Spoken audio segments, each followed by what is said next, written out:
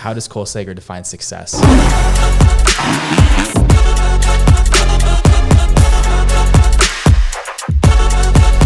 Welcome back to the Legend Series podcast, episode 5. I'm really excited for today. We have Cole Sager. He's a 10-time CrossFit Games athlete as of this year, and someone that I've looked up to for a long time. So Cole, we're super excited to have you, man. Yeah, thank you so much for having me, guys. Absolutely. This is awesome. Yeah. And so here at the Legends podcast, what we define legends as, or is, a force that cannot be ignored. And so having you here today, like, we really believe that you're a force that can't be ignored in your field. Yeah. And so I appreciate that. That's not something to take lightly. That's a beautiful definition for that. And you know, that's I feel honored to be part of that. So thank you. Yeah. I was actually laying in bed at night one night, and we were thinking of this Legends podcast, and I thought of that definition because we heard it from a friend, Bobby. Yeah. And I actually got up in my bed and I was like, oh, I think this should be the definition of what a legend is. Yeah. We were talking like business wise, and he's like, man, sometimes, you know, when you're trying to make waves, you just kind of have to be a force that can't be ignored. Yeah. And then you go internal, right? Then it's just you. So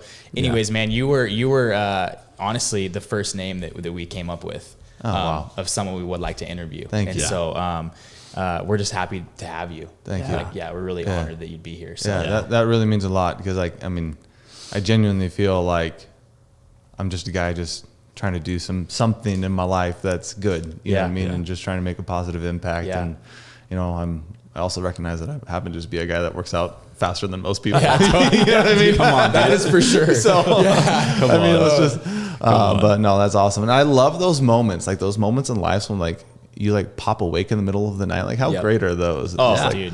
Oh my gosh, like that's just those epiphanies are awesome. Yeah. So that's a really cool way that I don't always just sit up in bed at night, but I actually sat up in bed and I put on my phone. I'm like, this is the definition we're rolling with. I think you texted me at like 3 a.m. I was like, I love it, dude. That's amazing. Yeah. Well, cool. Well, I know, I do, and we both do want to hear your story. We want to hear like how you got to like right here. And I know a lot of people want to hear it too. So how'd you get to right here? That's a question that sends so many memories back, right? Yeah. You know what I mean? It's like I got so many things in high school that are like that I can see, and through college, and I think really, I think one of the biggest things that everything stemmed from was this. It's deeply rooted in faith. I would call myself a follower of Christ, and in that, when I was I would believe it was about 12 or 13 years old. I started to feel like this pull on my heart and this separation from some of the things that were going on around my life. And I grew up in a small town. Grew up in Burlington, Washington, just a beautiful place. Yeah. I mean, it's like one of those, like when I was growing up, there was maybe like 5,000 people growing up, something like that. And it's maybe around near 10,000 now. Doubled in size, but still didn't get very big. And when we were growing up, it was like one of those scenarios, like everybody said hi to each other on the street. Everybody knew the guy with the fruit stand on the sidewalk. And like you knew the business owners, and they knew you. You knew names. You waved, you talked, and everybody knew everybody's happenings in the town. And it's just a wonderful, wonderful place to grow up. But in that, it's really easy to get lost in a small town too. And it's just like there's kind of like a pull that keeps you in small towns. And I started to notice that when I was a young kid, and not that it was bad necessarily. Again, a wonderful place to live, and great values and wonderful human beings in that town. Yeah. But in that, there were like a lot of my friend groups that I had growing up, like they just started to get into things. You know what I mean? It's like there's only so much to do in a small town. Totally. And so around 11, 12, 13 years old, friends and stuff are starting to get into things that just like, hey, like at 12, 13 years old, we shouldn't be getting into that. And for some reason, there was always just this layer that had been instilled in me from childhood. Where that came from, I'm not exactly sure. Because it wasn't necessarily something that was in my other friends or maybe my siblings. Though my siblings, honestly, I will say like it has to have been from some degree, because they turned out to be wonderful human beings. And I mean, I love my brothers; they're phenomenal guys. So it's like And I will say that my mom, both my parents are awesome. Yeah. I'm very, very thankful to have them, but my mom is just full of love. You know what I mean? It's like if you want to look back at a parenting style that's effective, like just call it love, and that's going to be effective. You know what I mean? Yeah. And it was a beautiful thing. And she was so transparent about her childhood, and she told us a lot of stories. And so as I started to see some of those things growing up, like maybe younger kids getting into alcohol a little too soon, or a little marijuana or something like that, it was like there was never a draw for me. It was actually like this, like I had this barrier that was just like I am not interested whatsoever, and even to this day, like I've never had a sip of alcohol. Wow. It was just like one of those things. It's just hey, like I'm out and I have no desire to be in. And like for some reason, I don't know why, but I want to be out because I feel like this will help somebody else down the road. Yeah. And I don't know where that got instilled really, and I'd love to explore that more in my life, but there was that was driving me forward. And then, I started to realize at a young age that hey, I have athletic prowess, this, and I genuinely enjoyed it. I loved exploring movement and trying all different sorts of sports and things like that. Right. So, anyways, that drove me into a season of life where it's like, hey, like I want to really commit parts of my life to developing those to the best of my ability and help bring somebody else along in the way, in that process. Yeah. And when I was about 12 years old, 13 years old, maybe, I committed my life to Christ. I was like, hey, like I want to follow you and your principles and your teachings, and I want to be led by you because I have already seen what the world gets into. Yeah. I'm not interested. Yeah. It's like, why would I want to go down that road? And I think that maybe my mom being so transparent about some of the things that she went through in her life and what the world looked like, it gave me a really clear picture of, oh, this is where the seed starts, and that's what it grows into. It's like what my mom experienced, that's what it would grow into, but I can see the seed being planted now. Yeah. And so I wanted to uproot that immediately and get into better and better grounds and better fields. So that was kind of like, I think, a catalyst into like what started to develop me as a human, when I was a kid. Yeah. And then in high school, I had a really, really unique experience in high school where I had I would call him a dear friend of mine, but my senior year of high school, I had, by that time, I'd become popular. I was one of the captains of the football team. It's small town stuff. Think of small town movies and football teams and things like that. Like that. It's pretty similar. It's like there's a reason why those stories are told on movies. And all throughout high school though, like I also had a lot of teachers and stuff along the way refining me constantly. It was really unique, and I'm very, very grateful for it because they were developing a kind heart in me, and like they were really like you have this, but you're better than what it could be. You know what I mean? You're better than this direction. So stay clean, stay smart, like be kind, like do good, and like they're really cultivating that nature in me, and challenging me. Honestly, I had one. Counselor pull me aside, like straight up call me out, and saw an interaction it was pretty benign. I can't remember exactly what it was, but I remember his reaction. He's like, "You're better than that. Wow. Act better than that, and be better than that." Wow. And I was like, "Yeah, of course. Yeah. Yes, I will." It was like a pivotal time. It was It was really Mr. Sizer. That was his name. Oh, dude, that's awesome. Mr. Sizer. That is awesome. Yeah, it was really cool.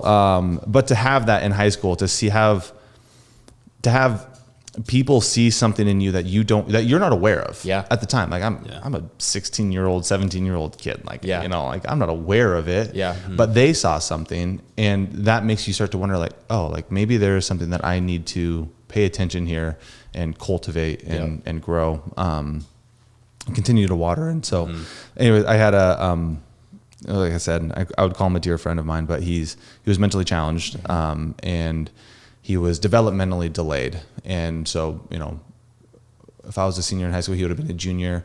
And so maybe he was maybe a decade behind in developmental growth, something around that realm.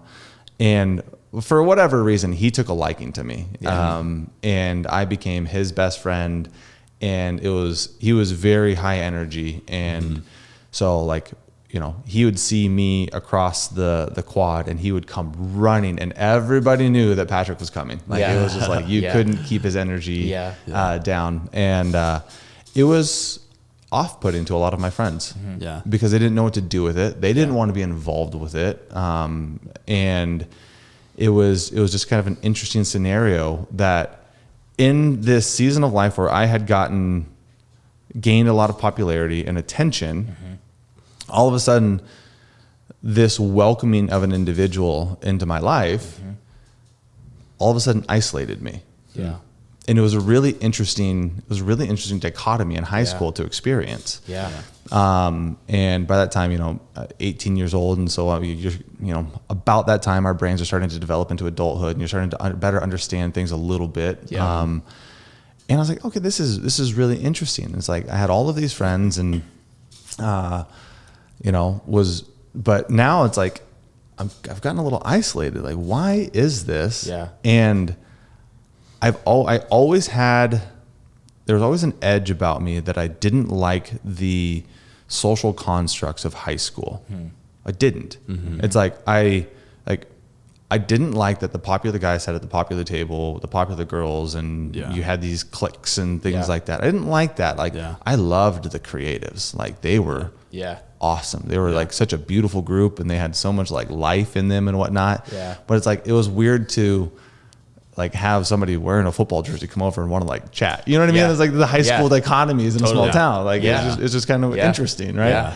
And so again, like I start getting to this point in my life where Patrick was like, he was in between classes. He would find me at lunch. He would come find me, and he was actually kind of protective of me. Like he would like hiss and scratch at people, like if they came too close, kind of thing. Like he didn't want. He's like, I was his, and like, get away. And so I was okay with that, but I got isolated because of that a little bit, like later on in like my senior year of high school. And I was like, this is interesting that if you're just welcoming to anybody, the masses might fall off away from you. Yeah. And it was a really interesting picture of what I believe like some of the gospel message actually preaches. Yeah. It's really quite interesting. Yeah. And so that also was a really defining moment in my life of like, that is really who I want to be. Yeah. Like I want to be more of that than, hey, like I want to get all of your attention because like why? Like it's so fleeting. Yeah. And I was so fortunate to find that out at such a young age in high school of like how fleeting that actually is. Yeah. It's like, and I'm experiencing it now in athletics too. And we can dive into that a little bit, but like the relevancy of an athlete, you're dust in the wind. Yeah. I mean, you stop competing and just like that, you're dust in the rearview mirror. It's so interesting to see. Crazy. Yeah, it's so interesting, right? So I got to experience that a little bit in high school. And to go back to your question 20 minutes ago, whatever it's been, you know, I love it. What really has driven me is this level of, I want to build a platform. Yeah. I want to build a platform and I want to build it big. I want to build it strong. I want it to be a strong foundation that other people can stand on because I want to include more. Yeah. I want more people to be included. And, you know, I want to get to a point in my life and whatever I'm doing that it's like, hey, like you're welcome. And I can just say that and it can just be, and people can feel welcome. Right.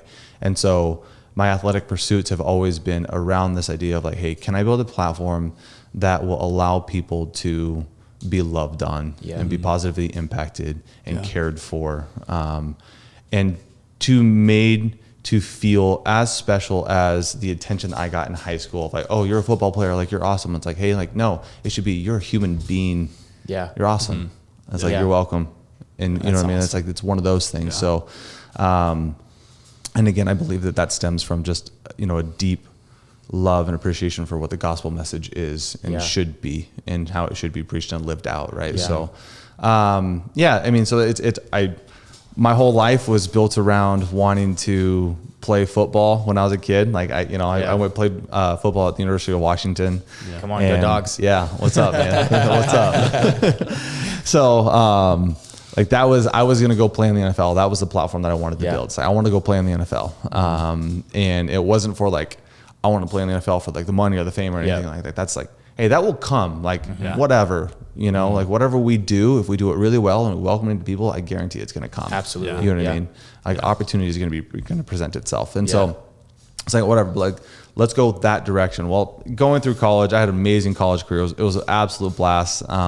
It wasn't the, quote unquote, what people would call successful in terms of like playing time and career stats and things like that. But I had an amazing time. I built wonderful relationships. And I do feel like had I continued down that road, it would have been a grind. It would have been really hard. But I had built some great relationships that I think maybe down the line I would have got connected with somebody. I would have made a team. I would have made a practice squad. I could have done something because we can get into it too, but I'm one of those guys that just doesn't like, I don't stop at no necessarily. Like if I really, really want something and you like, and it's a no on your end, well, like, okay, like, well, why? Explain that to me. Yes. Because we're going to explore this together until you say yes. Yeah. You know what I mean? Actually, a quick story, maybe. That's actually how I got to UW was somebody said no. Somebody said no. Okay. So I was starting to talk about potential scholarship options, maybe a preferred walk-on position. A preferred walk-on is essentially like you can come on with the team a little bit earlier. And then if you earn playing time and whatnot, you can earn a scholarship, things like that. So, but that was with the Tyrone Willingham crew, like back in 2008 and whatnot. Tough times to be a dog. It was bad. It was, sorrowful times. It was bad. It was really bad. Well, needless to say, they left. So, but then when the new coaching change came over, their recruiting pool got dwindled down. It was the smallest recruiting class in UW history that year. Was Sark's first year. It was only 12 individuals that they recruited. Usually you have a recruiting class of like 20 or so, right? And all communication essentially got cut. I had to like restart. I really wanted to play UW. I grew up a dog. My grandpa was a dog. We used to go to the games together. It's like I wanted to play for the Huskies. And so when the communication stopped, I had to restart. And so I remember signing myself. I had just turned 18. I remember signing out of school because you could do that once you turned 18. You could start signing yourself out. Time. Yeah, it was amazing. I was like, wait, you can really do this? This is sweet. Well, you're an adult now. Cool. Deuces. Exactly, dude. Exactly. I did it all the time. So I signed myself out of school. Recruiting film in hand with a resume and this manila envelope, whatnot. And I drove down to UW and I parked my car and I went into the coach's office and I sat for 4 hours. Wow. Until somebody would see me. And it was like I had probably 4 or 5 individuals come out and say, hey, we'll take the tape, we'll pass it on to the right people. I was like, no, I will wait until Coach Thomas is available. And when he's available, he can just come out to me and, just talk for a second. I would like to give it to him. And, handful of times, for 4 hours, I just sat and I waited and I waited and I waited. Coach Thomas finally came out annoyed as heck that this kid just won't go away. Gave me 30 seconds to maybe a minute to tell him why he should consider me, bringing me onto the team. And it was left at okay. That was it. Nice. And so I walked away. I was like, okay. It's like, and you had no answer. No answer. It was great. But then, over the next couple of weeks, I called a handful of times, maybe up to 4 times or something like that. And I think it was about 3 weeks later, I get a call back and say, all right, you're on. Let's come on. Yeah, we'll bring you on as a preferred walk-on. I came on as a preferred walk-on at UW. Dude, that's awesome. But it's just one of those scenarios, right? It's like I don't. You didn't take no for an answer, because you knew what you wanted. Yeah, exactly. So, which has been a driving force in my career. I can imagine. And bringing me to where I am now, and I think that a lot of it stems from, again, the teachings in the Bible of of faith and courage, really. You know what I mean? And you know, like one of the most profound stories that I have loved reading over the years is about a guy named Benaiah who chases a lion into a pit on a snowy day. Like, what a cool message! But it's just like it's this picture of just challenge and courage and faith and hope. You know what I mean? And it's like, hey, like if we can live our lives that way, be it whether you are a religious thinker, a secular thinker, like I'm just talking about human beings. Like I'm not like, by the way, like I am not an individual. Like I myself am a Christ follower and I welcome everybody in my life. Like you don't need to follow Christ. You don't need to believe in God. Nothing like that. But like, if all of us can just have a little bit more hope and faith in ourselves and how we pursue things, like it just, it opens doors that you don't even know are there. You know what I mean? It's just like, it's wild, you know? And so going through college, like that was kind of like, that was the direction that I wanted to go. I wanted to play in the NFL. I wouldn't have taken no for an answer. Like I would have continued to pursue it, and I would have mowed lawns in the meantime to make ends meet, so that I can continue to. I don't know. I didn't care. Like I was willing, and that's also a profound posture of heart to have. Is just willing, you know. And in that though, my senior year, I had my best friend. Was really adamant that I should start doing CrossFit, and he sat me down in a Chipotle one time, and he was like, "Look, I know that like you're kind of having some like bureaucratic annoyances with football and stuff like that. You should just give that up, give up that dream. You're going to come do CrossFit and you're going to go to the CrossFit Games." And I'm like, "You're insane. Absolutely not." He said that in the Chipotle. Like, bro, in Chipotle. You are going to be that good. You're going to give up football and that stupid dream. He was in the Army. He raced motocross. He hated football. Yeah, he held nothing back. He was like, "You're going to give up that dumb dream of yours and you're going to start doing this CrossFit thing because this is really cool." Because he was into it. And so like, he wanted me to get into whatever he was into. Totally. You know, and we were best friends growing up. His dad and my dad were best friends, and we grew up best friends, and him and his brother, and he was like, "So you're gonna do this, and you're gonna start doing CrossFit, and you're gonna go to the CrossFit Games." And I was like, "No, CrossFit is stupid. Like they do push-ups and pull-ups with bands. Like there's no way. That's like I play football. I'm big and tough. Like you're just throwing heavy weight. Exactly. Like there's no way." Well, 10 years later, here I am doing CrossFit. Come on, dude. You know Come on. So he was right. A decade later. But he was, his profound insight there was a big catalyst into this next decade of my life. And, what actually shifted me was he was like, "Look, like, I'm going to send you some videos.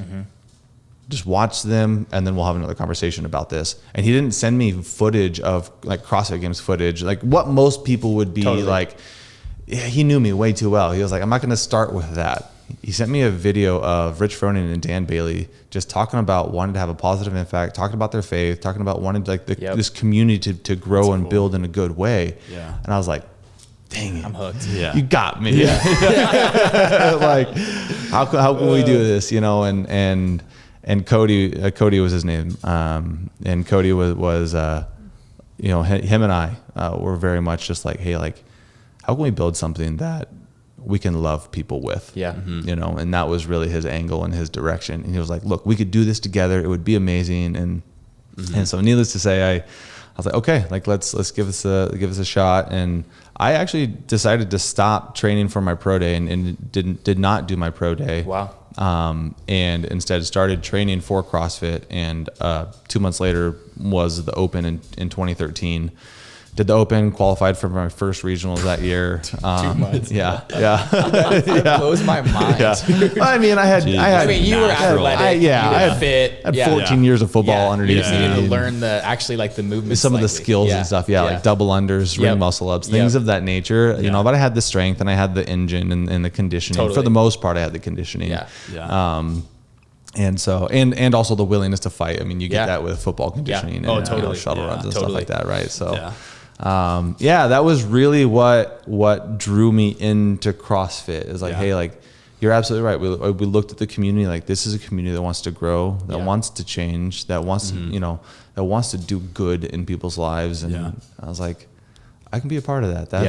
That's really cool. It's a really cool community, and I'm grateful that I stepped into it because it has been a wild ride since. Yeah. And dude, thank you for that story, man. That's really cool, and just gives us the insight into where you are today. A couple things, talking about, how the love that your mom had, and then seeing you now, that inspires the heck out of me as a dad of young kids. Thank you. But then also just your willingness and your grit to keep going and persevere and not let like the popularity and things, which can be, especially at that age. Totally. That's what pulls people. Totally. Oh, I'm liked. I'm loved. People want me. They want to be my friend. Right. Yeah. But then something that I just picked up on was you didn't go to your pro day. You went all in at CrossFit. So you just committed, like you made a decision and you just committed, and here you are 10 years later. Dude, that's so cool. It's really interesting too. Cause like there's a common story in the CrossFit community. Yeah. I stepped into a gym. I did my first CrossFit workout. I was hooked. Yep. Yeah. Like you hear that story a lot, and that's a beautiful story. I love that story. Yeah. Honestly, it's like, again, going back to the gospel message, I think it's a big catalyst of like somebody like being moved and changed by the gospel messages. Like I stepped into a community. I was loved in a way that I've never been loved before. Like why would you want to leave that? Like, totally. It's why I think that like the CrossFit community and Christ followers, like they kind of walk parallel so often. But that's been super interesting is like, you step into a community like the CrossFit community and you're loved, you're accepted. It doesn't matter what your background is, your pedigree is, like none of that matters. It's like, we're in here to push ourselves, to challenge ourselves. And so I love that story with CrossFit is like I stepped in, I needed something different. And I stepped in, I just wanted change. I got humbled. Oh yeah. And then I was hooked. It's like, it's a beautiful story because that's what CrossFit does to you. It just humbles you. It's like, it evens the playing field for everybody. Because trust me, I might do a workout faster than you or a few more reps in an AMP or something like that. But like, we're feeling the same pain for sure. And we're in this together. Like this is joint suffering. So, but my story wasn't quite that way. It was, I committed to doing CrossFit and going to the CrossFit Games before I'd ever done a workout. I'd never done a workout before. That's so awesome. It's like, absolutely. I'm going to go to the games. Let's go do that. Like, and it wasn't like, I just want to get into it. I want to go in the community. It was like, I'm going to get into it. I'm going to the games. 100%. I was going to go to the games and I want to go to the games year over year. And I want to win. Like that was actually like, that's the mindset and still the mindset. Like, absolutely. I want to win. And in order to build that platform, love on people. Totally. Like the end goal hasn't changed. Even from football to CrossFit to all the success. It's just a means to an end. And the next platform, the next thing will be the same. That's so cool. It's like, hey, how can we continue to build this in order to use something to love on people, to positively impact people's lives, and make people feel welcome. Dude, I love that. Yeah. That's so cool. Dude, it's so awesome. I love that, the question of how'd you get here? You spent like 30 seconds on CrossFit. And then most of your story is like your upbringing, right? And I noticed like what Levi was sharing, some principles that you've learned at a young age to kind of get to where you're at now, like the conviction you had when you were 11 years old or 12 years old. And then even throughout high school, having the right people in your life kind of speaking life to you. And having like, it sounds like mentors and teachers that just really saw something in you. And then like you shared the love that you have for people just in general, right? I feel like those are three things that really like change the trajectory of your life. Those like pivotal kind of moments that have dictated kind of who you are now. Honestly, and going, you even use a great word, the conviction. There's actually been a level of conviction for me in my life of like, when I do see something in somebody, don't stay silent. It's like the worst thing you can do. Like if you see something good in somebody, like be it a child or be it an adult, like that's like, I mean, we all need it. I still need it. And so like, if I see it in you guys, like I should call that out. I should tell you. And we should do that for the generations beneath us. And I'm a living example of it. Like they spoke life into me when I was a kid, and it's like, that's special and that's unique. And like, what if we can live our lives in ways that do that for other people? Come on. Dude, I love that. Like the world would be amazing. Well, and it's super congruent, just so you know, because I've met you 2 other times briefly. I've never spent this much time with you. But I know people that have, some people at Coeur d'Alene CrossFit. And when I mentioned that, oh man, Cole's going to come on the show, every person, I think only a couple, but they all said, he is one of the most genuine, loving, friendly guys I've ever met. Thank you. And it's cool. I feel it, and so it's really cool, the congruency of your entire story. And so you said something before we got on the show, was you said, our life's a story, let's tell it. Yeah. And so I think that's really cool. And a lot of people are going to be inspired by that. Yeah. Thank you. So, thank you. Okay. So just 2 days ago, you qualified and he's here, like not sore. I mean, you might be sore, but I mean, just like up early here, sitting here chilling. Dude, I was surfing yesterday and I'm sore. You're sore from surfing.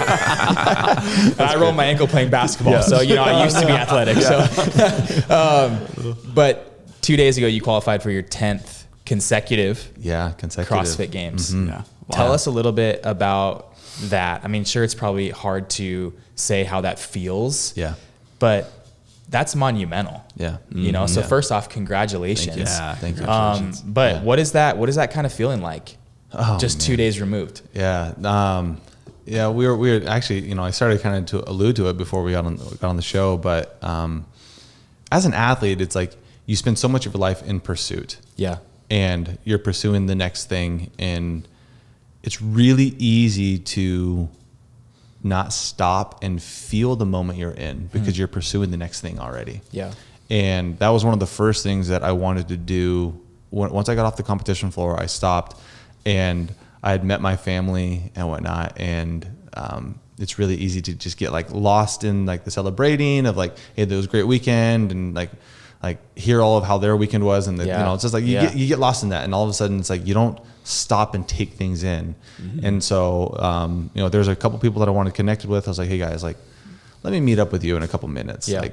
And Genesee, Ben and I, Genesee's my wife, and Ben is my coach. He's been my coach for the last 8 years. Yeah.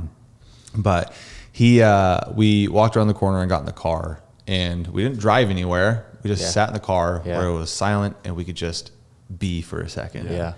And I stopped and I looked at them both and I was like, I just want to take this in for a second. Yeah. Because it's really easy. Like, part of me wants to think about how, like, well, it should have been automatic. But by the way, the way that I qualified for my 10th CrossFit Games was like the last event, do or die scenario. Yeah. You put it on, dude. Yeah. I was following. I was like, I think he's gonna make it. Yeah. So like, I was actually the whole weekend, I was not in a qualifying position almost the whole weekend. Wow. And it was in the second to last event that I just crossed the threshold line, and there was a handful of people that I needed to be in the final event in order to solidify that. Mm-hmm. And so it's really as an athlete to want to look back at the event and say like, hey, like, well, I should have done this differently, and I should have been in contention the whole time. Yep. And had this gone the way that it normally would go, we would have been like, all of those things are really easy to creep into your mind. Shoulda, coulda. Yep. Mm-hmm. And they're lies. Mm-hmm. Yeah. They're lies. It's like, no, you have it. You were given it. It's a gift. Appreciate the gift right now. And so like, that's what I wanted to do when I sat in the car with Ben and Genesee. Cool. Just like, hey, like, I don't want to undervalue this right now, because this is monumental. This is kind of setting a precedent that hasn't been set before. Is the week before, Noah Olson was actually the first individual in our sport to qualify for 10 consecutive games.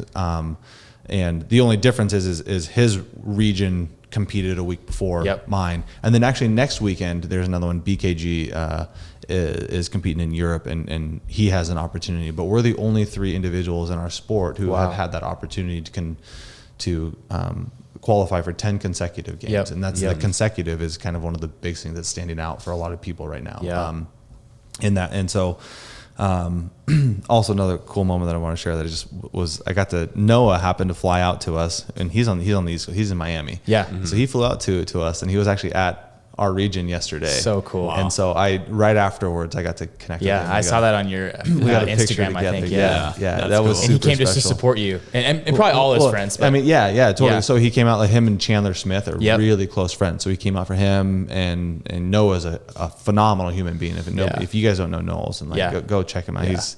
He's awesome. Yeah. Another legend. Another legend. Yeah. I'll connect you guys. Yeah. There we go. Yeah. Well, there's the plug right there. Yeah, absolutely. He's awesome. And, he's been one of my favorite human beings to get to know over these 10 years together. And that's another crazy thing. I was like, we've been in this 10 years together, man. Yeah. It's like, there's just like there's a draw, there's a connection there, a bond. Yeah. That, that I have with him. And it's really cool. But anyway, so, Genesee and I and Ben Genesee and I sit down and we just talk about that. Just like how and this is really cool. Let's take a moment to appreciate the moment. Yeah. And I pondered that later in the day of, couldn't we all do a better job at stopping for a moment and just appreciating where we're at and what we have and what's going on in your life? Because it's like, we have so many good things. Yep. And if we're standing here, if you're listening to this, you have a lot of things to just stop and just take in and just like breathe in for a moment. Because it's like, wow, like this is really cool.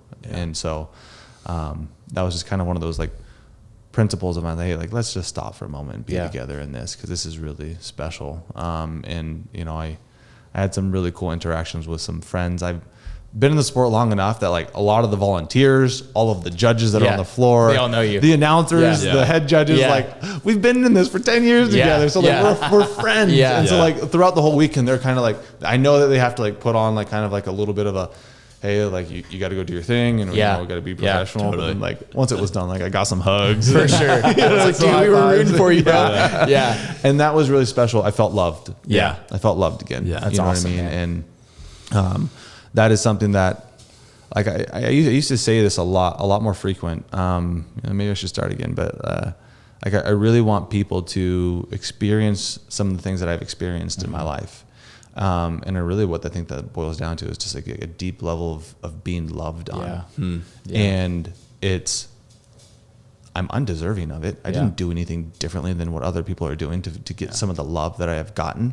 So then I feel like it's my responsibility to then pass that along. Right. So if I want people to feel what I've been feeling, then it's my responsibility to do that for other people too. You know what I mean? And again, it goes back to the platform building and things like that. But it's like, what if all of us could live our lives in that way and just continue to love on people, to care for people, and because it fills you up, it fills your cup so much. And if we have a cup that's so full that it's overflowing, we can pour into other people's lives. Absolutely. It's just a beautiful thing, And so that's what this weekend has been like for me, of just being loved on by people. And it's something to I think to cherish, to sit in, to breathe in for a moment, and then continue to drive me and push me forward into the next phase. It's incredible. That's awesome. Yeah, I know you literally just answered my question, because I've been waiting to ask this question about, because you kept mentioning about this platform that you want to build, right? And in your career, and what that platform kind of looks like. And I think you're just not kind of saying is to,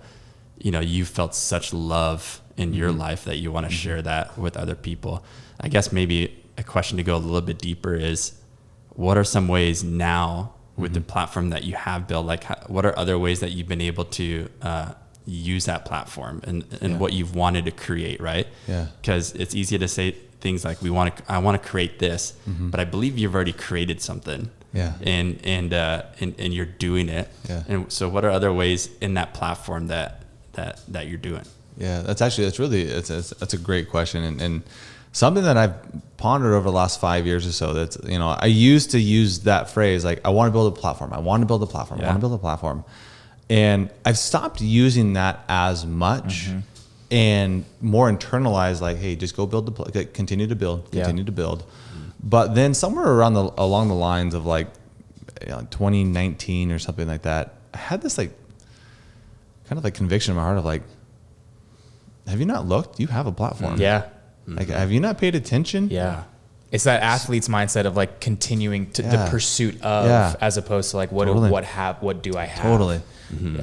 And it kind of got to this point of like, start using your platform. Start using it. That's good. And there's a balance of that. I think that we all know that, like on a business professional, because like we're talking about some beautiful concepts and whatnot, and principles that we can like all change our, live our lives by, maybe, but if not diligent and disciplined and steward well, it can create chaos in your life at the same time. You know what I mean? So it's 100%. Like you also have to you have to combine this with a deep level of discipline, which is something that has been really rooted in my life. Hebrews 12:11 is a beautiful scripture. Yeah. You know, like if you've been trained by discipline, you're going to know a life of righteousness and peace. Come on. Yeah. Like, amen. Like it's a beautiful for anybody. Just teaching of build your life on it's a foundational principle. Yeah. You know what I mean? So, yes, love more, give more, like do that. But like you also have to build and internalize it in order to give it. Yeah. You know what I mean? So, and that was another thing that I was talking with somebody yesterday, actually. It was, hey, like I want to gain all of this knowledge. I want to gain this expertise. I want to gain this experience so that I have something to give. Yeah. Because if you don't build it, if you don't have it, if you haven't obtained it, if you haven't been disciplined in it, you don't have it to give. Yeah. And so that's part of it. You wake up every day and you find those daily disciplines that you can really commit to. Yeah. And you let those build something beautiful within you that then can give and love on other people and stuff as well. Cool. So, but yeah, no, 100%. Like I hear what you're saying. Cause like that was like a question I had to ask myself, like, well, like, are you using this? Like, how can you better use this? And that has been a hard blend of the athletic pursuits have gotten so much more challenging over the years. Yeah. You know, you used to be able to do CrossFit and be at the CrossFit Games and work a part-time job. Yeah. That is getting harder and harder to do. Yeah. I have been doing CrossFit full-time for 8 years now. And every year it's like, do I have to push more away and focus more on CrossFit? Like you have to start to ask that question because it's just getting more competitive. Yeah. It's far more competitive. Yeah. Well, I also think that this year, I've had some things happen in life, with a passing of a friend, some family things with children that really gave me a deep perspective of like, you know, putting it all together of like, there's a little bit of a balance. And if you're, again, I think it goes back to a better discipline. If you're better disciplined with CrossFit, it then creates a little bit more space to do the other things in your life well as well. Yeah. You know, and so, you know, it's given it its lane, and that's been beautiful. But now, which has kind of opened my mind even more, like, hey, what are some other ways that I can love on people and that I can positively impact people? And up until this point, it's been like, hey, share a good message through social media. Yeah. You know what I mean? Like do that. Yeah. And in every interaction and altercation that you have with anybody in life, I make sure that they feel like they're the most important person in the room. You know what I mean? Like make eye contact with them, invest yourself into them. And so that has really been a big part of that. Because I also believe that in doing so, that's going to create opportunity. Yeah. And that's actually something that I really love. And this is maybe more of my own personal preference and personality, but I want to create opportunity for people. Yeah. I want to open doors for people.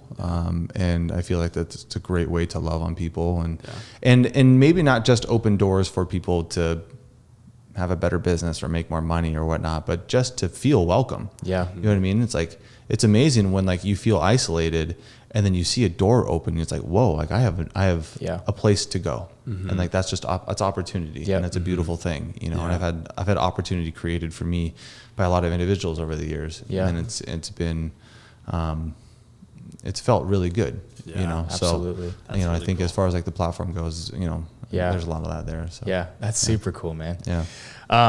You've hit on, I have two questions, but I'm going to ask the first one. So you talked about your family, right? So one of the things I love about, this podcast, the people we interview, but you specifically, one, I feel like you do send an amazing message on your Instagram. It's very inspiring, but also, I feel like I can look at that and see the pillars in your life in order, I think. Faith, family, then probably your fitness. And so you've shown that really, really well. And it does inspire people, myself included. So I want to know a little bit about Cole Sager as a husband and a dad, right? So you have your son, Jack. Just, I guess, talk a little bit about what family life looks like, right? Because everyone sees the athlete, totally, which has been kind of the platform. behind the curtain, there's a more important piece. Yeah, absolutely. So what's that like? Absolutely. No, I love the way that you said that right at the end. Is the more important piece is home. You know, and for me, training, competing is so much. Well, I'll say it this way. I believe that sports is like living life in fast forward. Yeah. It's like you can go through a season of an athletic endeavor and you can learn things in that season or in a competition weekend. You can learn things about yourself or about life in a competition weekend or in a season of an athletic pursuit that some people will never experience. Like it'll take a lifetime for them to experience and to understand and to really internalize, but you can experience that acutely in really like concentrated moments competing as an athlete. I believe that athletics is just a training ground for life, essentially. Yeah. And so what my athletic pursuits and all of that is really doing is it's training me to be better outside of the gym. Yep. It's training me to be better in my marriage as a husband, to when lifts don't go the way that they should, how do I respond? Because guess what?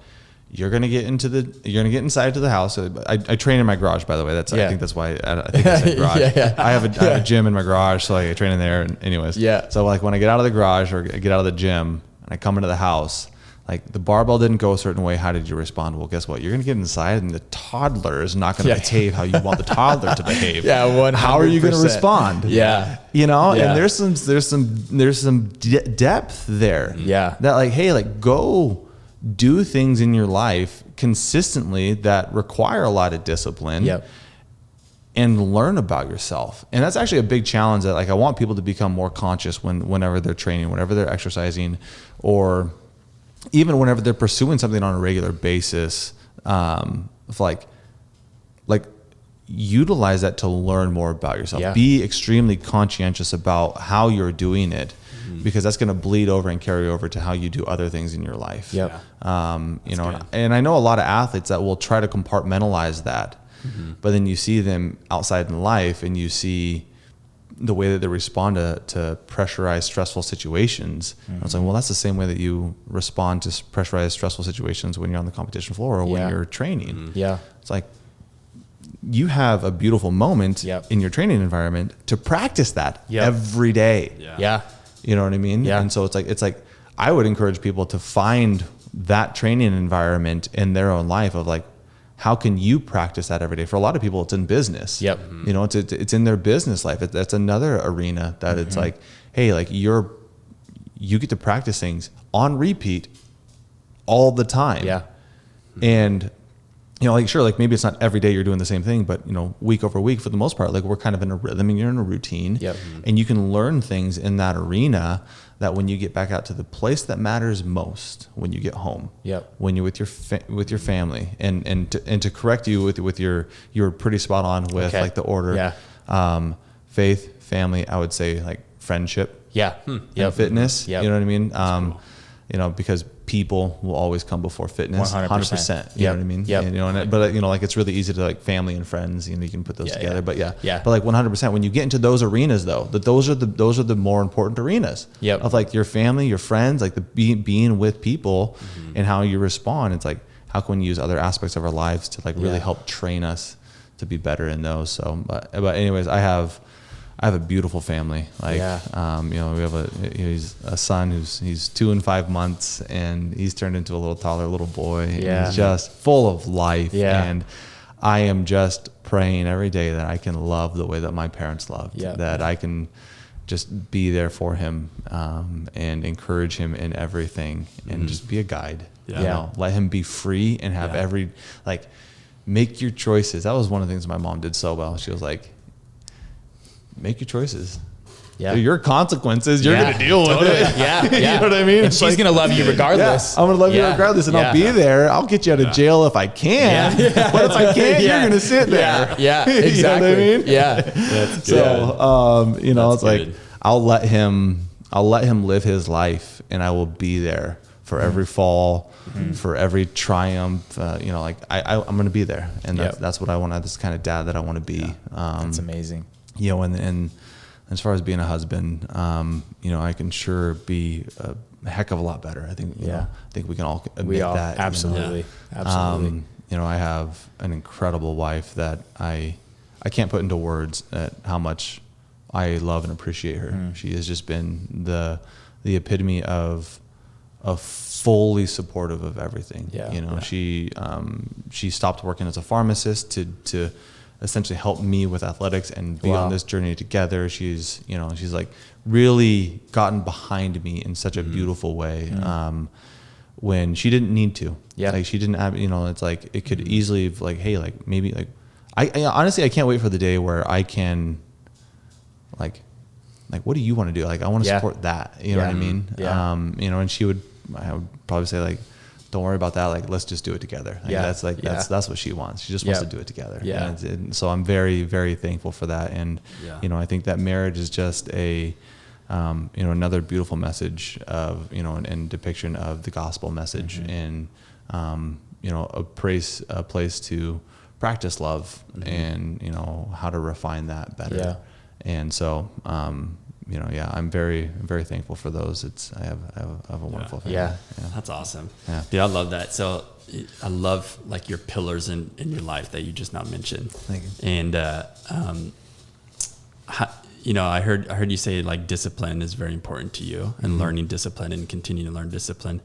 But how does Cole, because I'm curious and I know a lot of other people are curious too. How do you protect your pillars in life? So meaning like every day as a professional athlete, you're going to have so many distractions, right? So many people want to know this and that, ask you this and this. Hey, can you go do this or whatever, right? And Levi's going to text you and ask you about the podcast. Yeah, exactly. So what does a day look like for Cole? I got to protect that. I got a story. This is really interesting. Do you guys know the book, The Very Busy Spider? No, I believe it's called The Very Busy Spider, or The Busy Spider. But I probably need to. Yeah. We call it the Spidey book. Okay. It's called the There you Spidey go. book. Jack, the Spidey book. Yeah. But it's just Eric Carlisle. Brown Bear. Oh yeah. Those books. those like books. it's kind of those card books, for little kids. So it's a little kid's book. Yeah. But it's about a very busy spider spinning her web, and Ben Bergeron, my coach, actually sent it to me a handful of years, and he wrote a beautiful note in the beginning of it. So I open up the book when I'm reading it to Jack, and I'll read him what Ben wrote to me. And then I'll go into reading the book, and something along the lines of like, Cole, be like the spider, beat on your craft, continue spinning your web.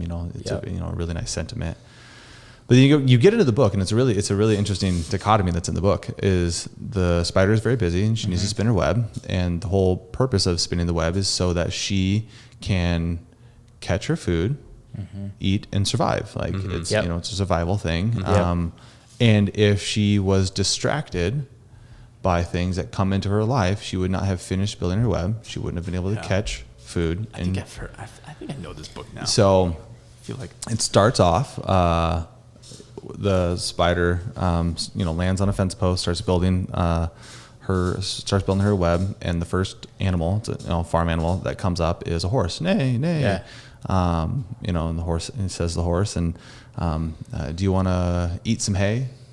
And I believe, and this is, correct me, somebody can correct it if I'm wrong, because I don't actually read the book. I don't actually read this part of the book, and I'll explain that in a second. But I believe it's something like the spider didn't answer. She was very busy spinning her web. Flip the page, the next farm animal, maybe a goat. Like, you want to jump on some rocks. Spider doesn't answer. She was very busy spinning her web. I don't read it that way to Jack. I've actually inserted a completely different underlying principle into it, and it's thanks for asking, Horace. I can't right now. I'm very busy spinning my web. Wow. What I don't like about the book is the lack of personability. It's cold. It's like the spider doesn't answer. She's very busy spinning her web. The spider doesn't answer. And as the book progresses, it says that to all of the different farm animals. And then the last farm animal that she interacts with, that the spider doesn't interact with, was a rooster. Do you want to catch a pesky fly? Spider doesn't answer, and just like that, she catches the fly in her web. Wow. And the spider catches the fly in the web, does spider things, feeds, and then the last page is the owl at night, and the book is now shifted to night. Who built this beautiful web? Spider didn't answer. She had fallen asleep. She had a very busy day spinning her web. Something along those lines, right? Yeah. And so it's painting this beautiful picture of, hey, you need to be disciplined. You need to spin your web. Yeah. Because there are parts of your life that you need to take care of. Yeah. In order to survive, in order to thrive. Yep. Like, you have to do those disciplines. You have to be there. Yeah. But there's going to be a lot of distractions that come along the way. Yeah. And so, but I really think that the book should read. Thanks for asking. I can't right now. I'm very busy spinning my web. Because you're not just disregarding. Exactly. Yeah. That's a cool principle. Yeah. But so to kind of go back to your question, that's actually something that I have struggled with over my career is friends, people reaching out about podcasts. Just Levi. But only it's just Levi. He's been he's been Yeah. He's been. I was telling him, but that could at the times and maybe in the previous years, like maybe my mind wasn't in the right mindset to be able to handle those distractions. So the best thing for me to do was just like, hey, I can't right now. Thanks for asking. Yeah. But I'm very busy. Yeah. Spinning my web. Yeah. And so, I've had that, and like I've even had some interactions, like when you go into a gym, like I've had to be careful. And the reason why I train in a garage is because I have to be careful going into a gym, because you go into a gym and that's oftentimes people's social hour. Oh yeah, dude. Yeah. And so I go into a gym and they're socializing, they're in a social mindset. I have a lot of competitive mindset. I have a lot of hard work that I got to put in. That's actually like quite painful, and I need to lock in on that and be in the right frame of mind. And so being in a garage setting, like, I think it's important to get out and be with those people. But that's one of the hardest things that I've had to balance is like, how can I get out and be social? Because a lot of times social lifestyles are, hey, let's go to a pub and have a burger and fries and something like that. Yeah. Or like even have a salad, and salads these days are still 700 calories. For sure. It's like, I was like, hey, you're like I'm sorry, pub. I don't drink beer and the food is bad. Yeah, totally. And it's like, well, like, can you guys come over instead? Like, I'll make us like some chicken and veggies. Yeah. And like, we're good. We'll catch up with you later. Exactly. So there's been a lot of those interactions, Yeah. So that's been the hardest balance, because it's that, for me, that friendship pillar, that's been a very hard thing to balance over the years. Is like, how can you still cultivate relationship and friendship with people? And, I do think that there's a couple different ways to do that, and that is to be with people on a regular basis. That will absolutely develop and cultivate relationship. And then there's something that I've learned in CrossFit, that actually CrossFit's taught me, that in the hardest moments, if you're there with somebody or there for somebody in the hardest moments, you build a bond. You build, you know what I mean? And so it's really, I may not be available on the regular. Because I'm busy doing whatever.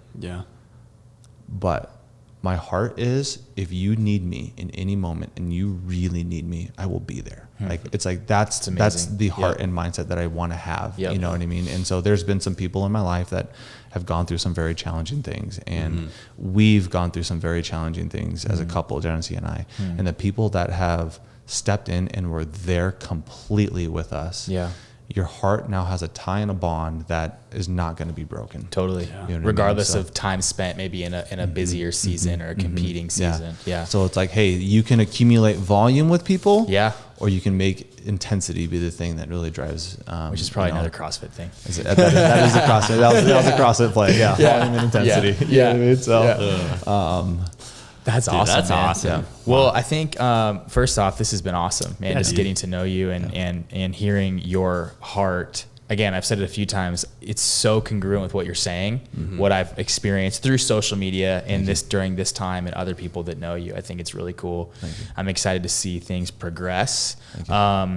One question, super easy. When are you competing in your 10th CrossFit Games in Madison? That'll be at the end of July. So it's the last weekend of July, first weekend of August this year in 2023. Okay, cool. Awesome. We'll be watching. That's awesome. That's really Second, awesome.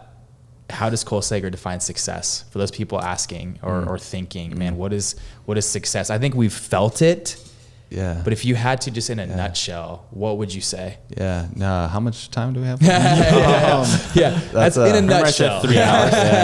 That's a profound statement. That's actually something that I've been exploring for the last couple of years because the way that I've seen success defined around me has been really interesting to see just how fleeting success is. Yeah.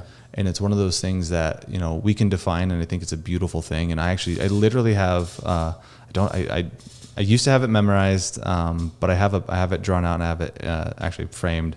Ben had me write out a definition of success. Wow. And it went around along the lines of like, if it's living with deep purpose, loving fully, essentially giving everything that I can at the end of the day, and just knowing that I have done everything I can to honor God and love people. Like I can look back on that and know that I've had a successful life. That's amazing. But at the same time, like it's when you start to define success, that can be everybody can define it, and if everybody can define it, then do we really know what it is? Yeah. You know what I mean? And so there's some depth there of just like find some deep rooted principles and just live by them and live in full faith that is going to produce something good and beautiful, and so putting an actual definition for it to it is hard. Absolutely. But it maybe looks and feels something like that. Yeah. And I believe that success is a feeling more than it is an outcome. Yeah. Oh, that's good, man. Yeah, I love that. That's awesome. Yeah, dude, I feel super inspired. Me too. Thank you. Yeah, Thank you. No, I appreciate I just that. love like hearing your story of like everything prior to CrossFit. Yeah. And like those Thank are you. those principles, and even just your pillars is what defines you where you're at right now, which is really cool. Yeah. Thank you. Yeah. Yeah. Well, thanks for being here with us, man. Thank I'm you so really much. grateful, especially 2 days after one of you. I mean, I'm guessing one of the biggest competitions that has led you to your 10th consecutive CrossFit Games. Yeah. Where can people find you? Some people that watch this show. Yeah, absolutely. Cole Sager 35 on Instagram. You can follow me on Instagram there. Yeah. I have a YouTube channel, and every once in a while videos will pop up there. Yeah. No specific rhythm there. And also I have a website, colesager.com. Cool. But I love it when people reach out on Instagram. I love hearing people's story. And so please reach out. I'd love to hear from you. That's awesome. That's awesome. Yeah. Well, Cole, thank you so much, man. Guys, We're really thank you. inspired. Yeah. Yep. Thank you. It's awesome, man. Dude, thank All you. right. Should we do a Thank quick you. CrossFit challenge like right here? Oh, no. Yeah, absolutely. I'm down. So guys, I hope we can do this again soon. This was absolutely. awesome. Yeah. Thank Thanks, you man. guys. Appreciate it. Cool.